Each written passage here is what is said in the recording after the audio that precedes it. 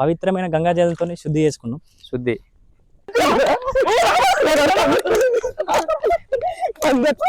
వర్షం అయితే ఎక్కువైంది. ఇక మేము తెచ్చుకున్న పరద కప్పుకొని పోతున్నాం ఇక్కడ ప్రజెంట్ అయితే. అగో అందుకే చెప్పిన ప్లీజ్ ప్రేమిక్ వద్దు, బండ్లు తీసుకోవాలి ప్రేమిక్ అని చెప్పి. నిన్న వర్షం కొట్టింది, ఘోరం గాడిపచ్చింది, మాకు భయం అయింది. అప్పుడే రిటర్న్ తీసుకొని వెళ్ళిపోయాం. ఒక 700 years బ్యాక్ కాకతీయులు వాళ్ళు పూజించుకోవడానికి అయితే రామలింగేశ్వర స్వామిని ఇక్కడ ఏంటి ప్రతిష్ఠించారు. ఇలాంటి పురాతనమైన ఆలయాలకు రావాలి.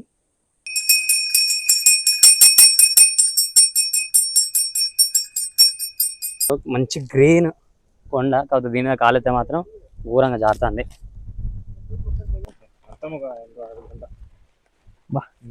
దయ్యాలు లెక్క పోతారేంద్ర మీరు అడవిలా. Hey hello guys, welcome to our YouTube channel creative vibe. And ఈ రోజు మనం చేయబోతున్న వీడియో ఏంటంటే నైనగుళ్ళు.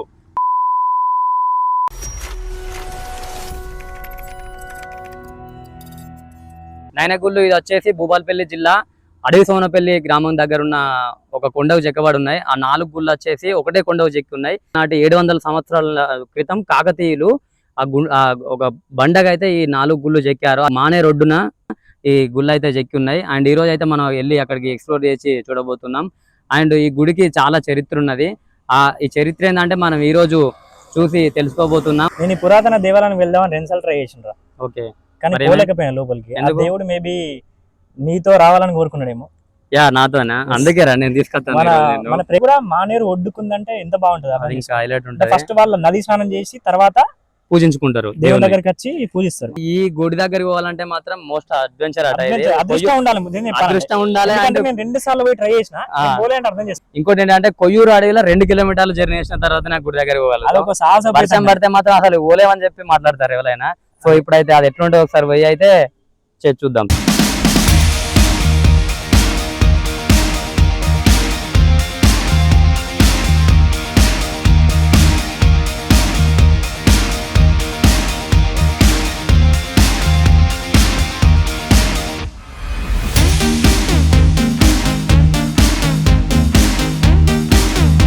మనం అయితే ఆల్మోస్ట్ వచ్చేసినాం. ఈ బ్రిడ్జ్ దాటిందంటే అడవి సోనపల్లి బ్రిడ్జ్. ఈ బ్రిడ్జ్ దాటిందంటే మనం పోయే టెంపుల్ అయితే పక్కకు రూట్ ఉంటది. ఇది కొయ్యూరు అడవి అంటారు. ఇది మొత్తం ఇక్కడైతే ఫస్ట్ బోర్డు ఉండేది, బోర్డు లేదు. అండ్ ఇక్కడ మీరు చూసుకున్నట్టయితే అటు సైడ్ బ్రిడ్జ్ దాటిన వెంటనే ఇటు సైడ్ రైట్ సైడ్ రోడ్ ఉంటది. అంతకుముందు ఇక్కడ బోర్డు ఉండే, బోర్డు అయితే లేదు. ఇప్పుడు మేమైతే లోపలికి పోతున్నాం. ఇక్కడ పెట్టేసి వెళ్ళిపోతున్నాం మేము ప్రజెంట్ అయితే. ఇలాంటి టైంలో కాలు దిగబడితే చాలా బాగుంటుందని నేను కోరుకుంటున్నా, కానీ నీ కాలు స్టేట్ వెళ్ళిపోయింది. దిట్టమైన ఫారెస్ట్ ఇది, దట్టమైన అడవి. ఒక అభయారణ్య. అందుకే చెప్పిన ప్లీజ్ ప్రేమిక్ వద్దు, బండ్లు తీసుకోవాలి ప్రేమిక్ అని చెప్పి. నిన్న బండ్లు అయితే వానత్యం అవుతుంది. వానత్యం ఉంటది. బండ్లు తెచ్చిన తర్వాత వానత్యం ఇస్తారా? వానత్యం వానలనే చంపాలి బండ్లని. నీకు ఇంత దూరం ఇంకా అటు పోయిన రాదుగా వాన కొట్టిన వాళ్ళు. ఎన్ని క్యాలరీస్ బర్న్ అయితే తెలుసా. ఒడ్డు పక్క నుంచే నడుచుకుంటూ వస్తున్నాం మన అప్ప నుంచి. కానీ ఈ ఫారెస్ట్, దట్టమైన ఫారెస్ట్ చేయడం వల్ల మనకు కనిపిస్తుంది అనమాట.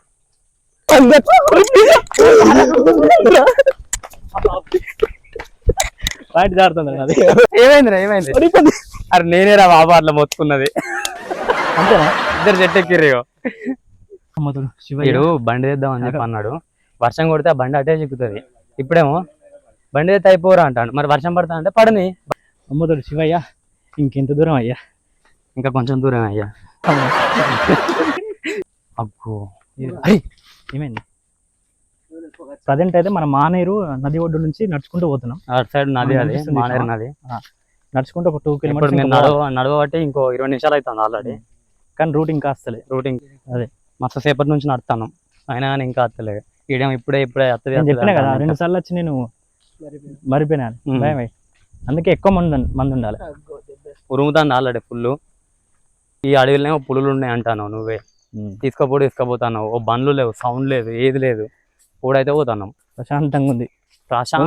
అదే సునా వచ్చే ముందు ప్రశాంతంగానే ఉంటుంది. అర్థమైందా? అంతే.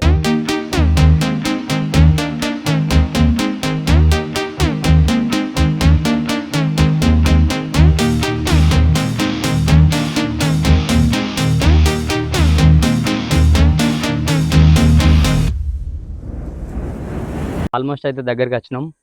నది ఎంత బాగుంది, వైట్ వాటర్, కొండల మధ్యలో అటు ఇటు 2 కొండలు, కొండల మధ్యలో వైట్ వాటర్ మస్తున్నది. జై హనుమాన్. వాటర్ ఎంత వైట్గా ఉన్నాయి ఒకసారి చూసినావా? ఎంత మంచిగా ఉన్నాయి, ఫ్రెష్ వాటర్ డైరెక్ట్ తాగొచ్చు. దేవుడు మరి ఇంతసేపు అడవిలోనేమో కొంచెం కూడా దారి కరెక్ట్ లేదు, ఇప్పుడేమో మెట్లు ఇంత మంచి కట్టిరు ఇక్కడ. అంతా శివుని మహత్యం రాది, కొండకే ఎక్కిరు మొత్తం గుడి. ఆ శిల్ప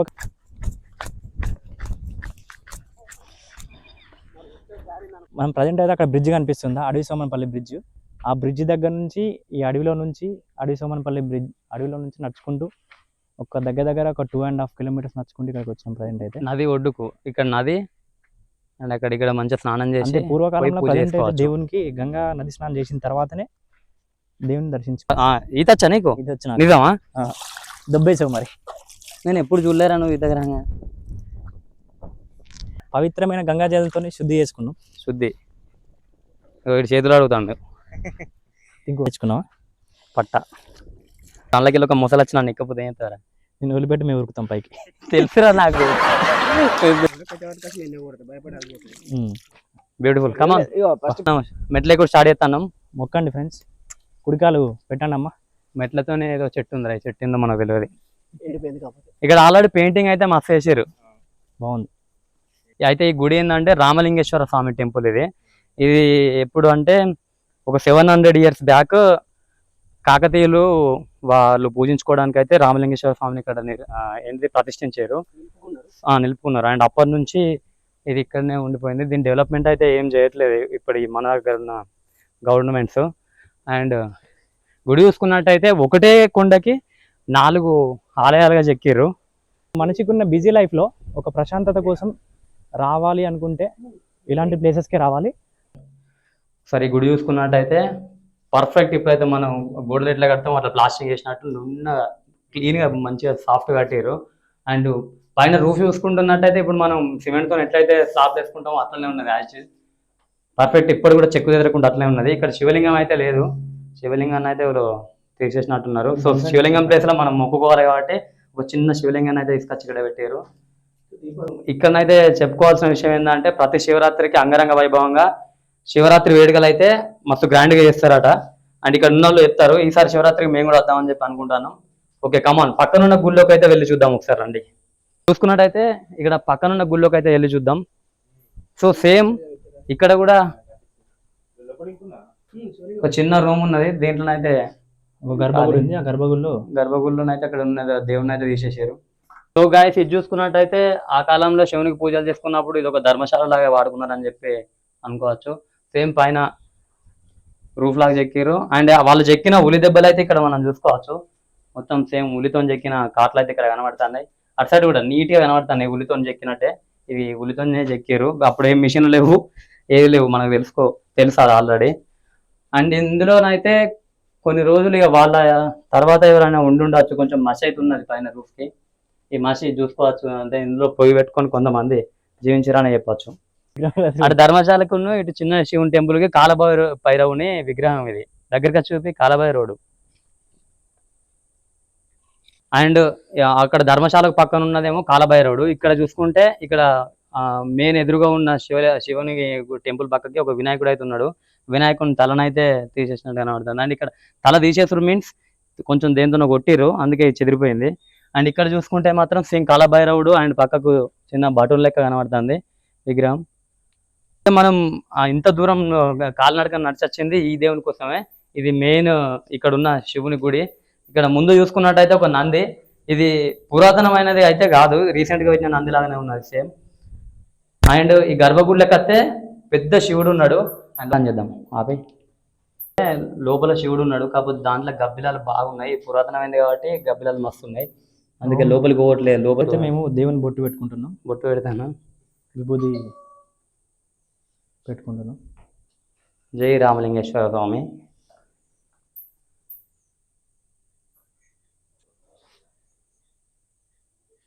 జై బోలో రామలింగేశ్వర స్వామికి జై. హర హర మహాదేవ, శంభో శంకర.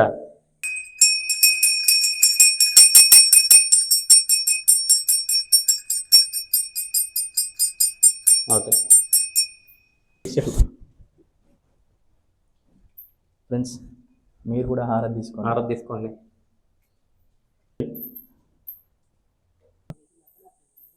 ఈ శిల్పకళ అసలు ఎలా సాధ్యమైందో అసలు మనకు అర్థం కావట్లేదు. అప్పటి నుంచి ఎంత షార్ప్ ఎడ్జెస్ ఉంటాయి వాళ్ళ దగ్గర, ఎంత షార్ప్ వెపన్స్ ఉంటాయి. చూడండి ఎంత మంచి ఎక్కిర్రు, కొంచెం కూడా డ్యామేజ్ కాకుండా ఎంత మంచి ఒక బండనే ఎక్కారంటే అర్థం చేసుకోండి మీరు. అంటే ఇక్కడ ఏదో లాంగ్వేజ్లో వాళ్ళ లాంగ్వేజ్ ఏదో రాశారు, శాస్త్రం లాగా ఏదేంటో మనకు అర్థం కాదు, కానీ ఎంత బాగా రాశారు. ప్రజెంట్ దీన్ని డీకోడ్ చేయడం మన వల్ల కాదు. ప్రజెంట్ ఇప్పుడు మనం ఉన్న జనరేషన్లో ఇలాంటి స్ట్రెస్ని కొంచెం తట్టుకోవాలంటే ఇలాంటి ప్లేసెస్కి రావాలి, ఇలాంటి ప్రాచీనమైన పురాతనమైన దేవాలయాలకు రావాలి. అది బండ చూడండి మొత్తం పాకురాటు ఉన్నది. ఉందారా ఎక్కనే కటు మెల్లిగా రండి, జారింది అనుకో జంబలు అక్కడ జారి మిఠాయి అవుతుంది. మంచి గ్రీన్ కొండ, కాకపోతే దీని మీద కాలైతే మాత్రం ఘోరంగా జారుతుంది. ఇక్కడ ఎక్కుదాం అన్నందుకైతే మంచి ప్లేస్ అయితే చూసినట్టున్నది, కాకపోతే మస్తు జాగ్రత్తగా ఎక్కాలి, జారుతుంది డేంజర్గా. వావ్, ఇది చూసుకుంటే మాత్రం గంగ మానేరు కనబడుతుంది. ప్రజెంట్ మనం ఉన్నది ఏంటంటే కింద ఎక్కిరు కదా, ఆ గుహలా ఉంది కదా, ఆ బండ పైనకి వచ్చినాం మనం ప్రజెంట్ అయితే. అయ్యా చూడండి ఎంత బాగుంది, ఇక్కడ మానేరు నది ప్రవాహం. కానీ గ్రేట్ అసలు ఇక్కడికి బండని చెక్కాల ఆలోచన ఎట్లా వచ్చిందో అతనికి నాకు. కెంపన అన్నట్టు ఆయన చెక్కిండట ఇది. 10వ శతాబ్దంలో కెంపన అన్నట్టు ఆయన ఈ గుడి చెక్కితే ఇంకో అతను విగ్రహాలు పెట్టిండట, ఆయన పేరు గుర్తులేదు. ఎక్కంగా మంచిగా ఎక్కిరి అని దిగంగా పాకుడు అవుతాను మొత్తం. నేను కూడా ఆల్మోస్ట్ ఎట్లనే వాకిన. సో గాయ్స్, అండ్ ఇప్పుడైతే ఈ వీడియో మీకు నచ్చిందని చెప్పి అనుకుంటున్నాం. ఇప్పుడు ఈ ప్లేస్ మొత్తం విజిట్ చేసాం, ఎక్స్ప్లోర్ చేసాం, అన్ని చూపెట్టాం. ఇప్పుడు నెక్స్ట్ ప్లేస్ కి అయితే వెళ్తున్నాం. Don't miss the video and don't skip the video. Yeah, video మస్తు క్రేజీగా ఉండబోతుంది, చూడండి. అండ్ ఈ వీడియో ఒక ఎత్తు, అండ్ నెక్స్ట్ వీడియో మాత్రం ఇంకా క్రేజీగా ఉండబోతుంది. వర్షం వస్తుంది, వర్షం అయితే లెక్కకుండా మీకు వచ్చాం. అండ్ నెక్స్ట్ వీడియో అయితే చాలా క్రేజీగా ఉంటది, డోంట్ మిస్ ఇట్. చూడండి ఫ్రెండ్స్, ఇప్పుడైతే ప్రజెంట్ వర్షం స్టార్ట్ అయింది. మా ప్రేమికి పరద తీసుకొచ్చాడు మా కోసం తడవకుండా. కొంచెం పెద్దగా పెట్టు, ఎందుకంటే మనం సరిపోం కదా. ఓకే, సరే కప్పుకో ఒకసారి, అట్లా పట్టుకొని వెళ్ళిపోదాం. వర్షం అయితే ఎక్కువ అయింది, ఇక మేము తెచ్చుకున్న పరద కప్పుకొని పోతున్నాం ఇక్కడ ప్రజెంట్ అయితే. బా, దయ్యాలు లెక్క పోతారు ఏంటంటే మీరు అడవిలా. ఫుల్ వర్షం పడుతుంది, పరద అయితే ఎప్పుడే కప్పుకుంటలేడు, ఇక్కడ ఒక్కడే కప్పుకున్నాడు అంటే స్లో నడుతారట.